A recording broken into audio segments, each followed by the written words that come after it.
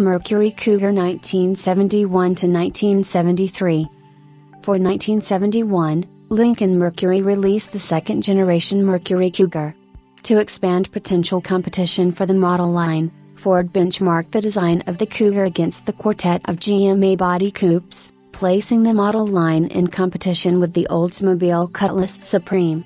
Again sharing much of its body shell with the Ford Mustang, the Cougar began to shift away from a plush pony car, taking on aspects of both sporty cars and luxury cars. The continued success of the Cougar led to several changes within the Mercury model line. Similar in size and performance, the Mercury Cyclone Intermediate, derived from the Mercury Montego, was quickly overshadowed by the Cougar, leading Mercury to end sales of the Cyclone during 1972.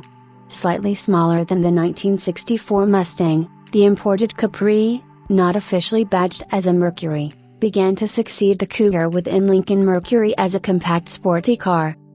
The second generation Cougar is the final version derived from the Ford Mustang and the final version offered as a convertible.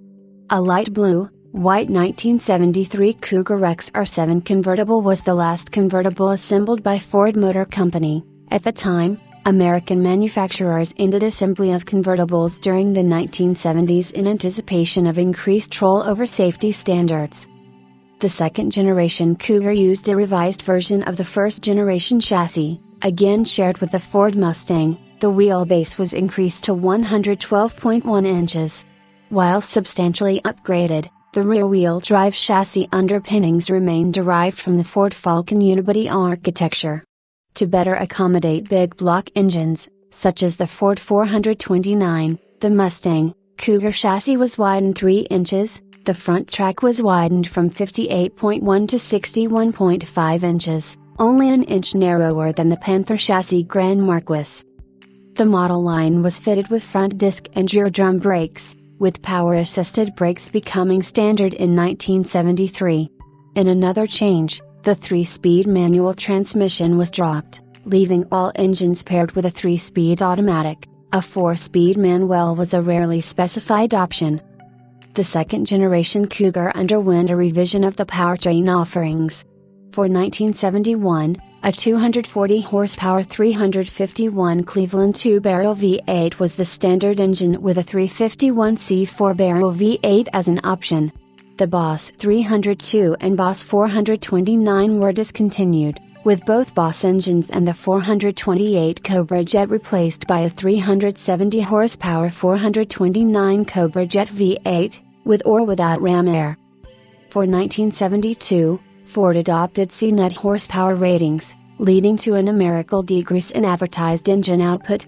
The 429 V8 was dropped, leaving the Cougar with 3 versions of the 351C V8. A 166 horsepower 2-barrel version was the standard engine, with a 246 horsepower 4-barrel offered as an option. The Cobra Jet version of the 351 made its debut, now producing 266 horsepower. For 1973, the 4-barrel version of the 351 was dropped, leaving the 2-barrel 351C, reaching to 168 horsepower, and the 264 horsepower 351C JV8. The second generation Cougar carried over both the hardtop and convertible body styles from its predecessor. Sharing its roofline with the Mustang hardtop, the Cougar received large flying buttress C-pillars, extending into the rear fenders. To distinguish the model line from the Mustang, the Cougar adopted multiple design elements from larger Mercury vehicles. In place of a split grille, the front fascia was styled with a prominent center section, in line with the Mercury Cyclone and Ford Thunderbird, including a waterfall-style grille. In a break from the previous generation, hidden headlamps were abandoned, replaced by 4 exposed headlamps. The taillights adapted simpler trim, set horizontally within the bumper, in line with full-size Mercury vehicles. For 1972, the Cougar underwent few substantial changes to the interior or exterior.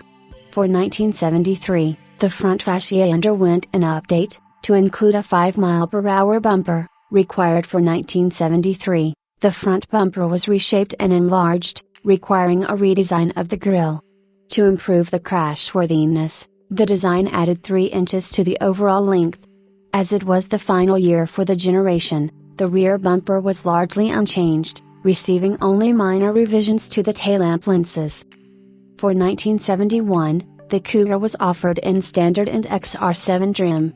As its Boss Mustang counterpart was dropped, Mercury discontinued the racing-oriented Cougar Eliminator.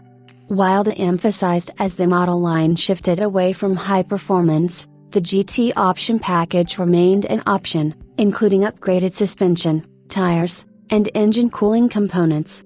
For 1973, the GT option was discontinued. While both trims shared the same powertrain offerings, the XR7 received its own exterior and interior design, distinguished by a vinyl top, on hardtops, along with standardizing many options. The XR7 received its own door panels and dashboard. For 1973, Lincoln Mercury marketed a Bronze Age Special Edition promotion of the Cougar, alongside the Monterey, Montego MX, and Comet. A standard Cougar equipped with a decor group, the Bronze Age Cougar was distinguished by its copper metallic, officially, saddle bronze, appearance and a color-coordinated vinyl roof.